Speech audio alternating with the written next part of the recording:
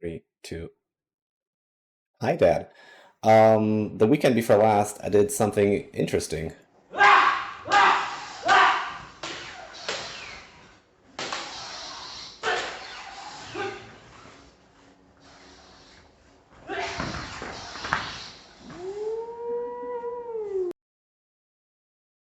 Yeah, I actually went to a lightsaber stage fighting seminar, and it was really interesting because the opportunity suddenly came up, and I was like, "Hey, that sounds like fun."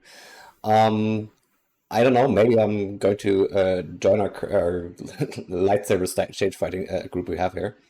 What was really interesting was that how much I had to unlearn is because this style of lightsaber fighting is based off of the choreographies of the prequels, which is episodes 1 through 3, and they're really have like large motions, and you're just as a somebody that has some minor experience with sword fighting. This is, for instance, it's really funny because the one I demonstrated that with and also mostly trained with had experience in HEMA, which is historical martial arts, and he had like exactly the same situation with like, I want to do this really since, like, for example, instead of you cut down and then do a certain motion, you don't do that. You cut down and do a large motion, and it was kind of funny. And it's also interesting how much of the traditional forms, like although not entirely, there's clear lineage between